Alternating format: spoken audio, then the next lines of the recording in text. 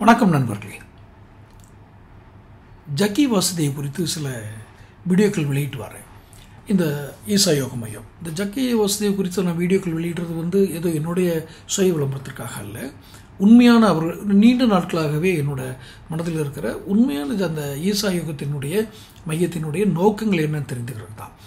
சில கேள்வி பதில் நிகழ்ச்சிகள், நேர்காணல்கள்லாம் நான் பார்த்துருக்கேன். அந்த ஜக்கி வாசுதேவரோட பிரபலங்களை கொண்டு, அவர் பிரபலமானவர்களை கொண்டு, மிக நன்றாக கவனியுங்கள், பிரபலமானவர்களை கொண்டு, அரசியல் பிரபலமோ அல்லது சினிமா பிரபலமோ செலிபிரிட்டிஸை வச்சு கேள்வியை கேட்பார்.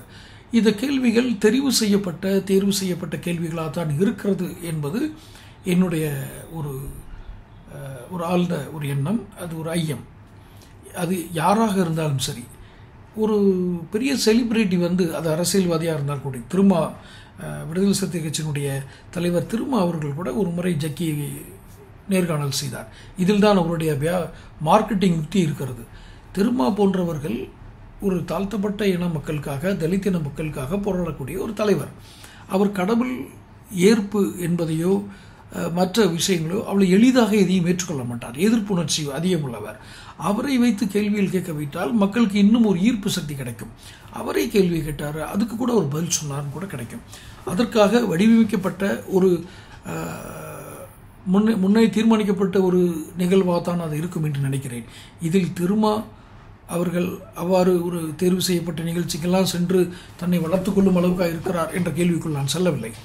ஆனால் இந்த கேள்விகளை கேளுங்கள் என்று தேர்வு செய்யப்பட்டிருக்கலாம். அல்லது திருமாவிற்கு கூட ஜக்கி வாசுதேவ் போன்றவர்களை தர்ம சங்கடப்படுத்தக்கூடிய நிலை ஏற்படுத்த வேண்டாம் என்று கூட அவர் எளிமையாக கேட்டிருக்கலாம். ஆனால் இது எப்படி இருந்தாலும் அவரிடம் கேட்கப்படும் கேள்விகளுக்கு அவர் யோசித்து அல்லது அந்த நேரத்தில் விடை கண்டுபிடித்தார் என்று கூற இயலாத அளவுக்குத்தான் ஜக்கியினுடைய உடல் மொழி இருக்கும். அவர் பதில் சொல்லும் பொழுதே ஏற்கனவே தேர்வு செய்யப்பட்ட பதில்களை, தயார் நிலையில் வைத்திருக்கக்கூடிய பதில்களை அவர் கூறுகிறார் என்பது அவர் உடல் மொழியிலிருந்து புரிந்து கொள்ள முடிகிறது. ஒரு நல்ல புன்முறுவலோடு தான் பேசுவார். நான் அதிலெல்லாம் மாற்று கருத்து சொல்லவில்லை. ஆனால் கேட்கப்படும் கேள்விகளுக்கு அவர் சொல்லும் பதில்களை வைத்து பார்த்தால் இது ஏற்கனவே முன் தீர்மானிக்கப்பட்ட கேள்விகளாகவும் இந்த பதில்கள் தயார் செய்யப்பட்ட பதில்களாகவும் தான் இருக்கிறது.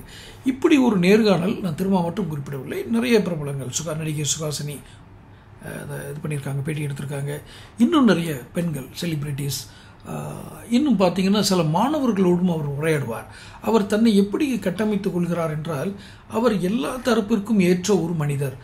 நீங்கள் வாழ்வில் எந்த நிலையில் இருந்தாலும், எந்த ரசனை உடையவராக இருந்தாலும், எந்த விருப்பமுடையவராக இருந்தாலும், அல்லது உங்களுடைய வாழ்க்கையினுடைய தீர்மானங்கள், நோக்கங்கள் என்னவாக இருந்தாலும் அவரிடம் பதில் இருக்கும் என்று ஒரு தோரணையை உண்டு செய்கிறார் என்று தான் நான் கருத வேண்டியுள்ளது. காரணம், அவர் எங்குமே அவர் தனி மனித ஆற்றலை பெருக்குவது குறித்தோ அல்லது அன்றாட வாழ்வில் ஒரு மனிதன் எதிர்கொள்ளக்கூடிய கேள்விகளுக்கு, அந்த வினாக்களுக்கு விடை கொடுத்தோ நான் கண்டதில்லை. ஒருவேளை என் கவனத்தில் இருந்து தப்பியிருந்தால் மன்னிக்கவும்.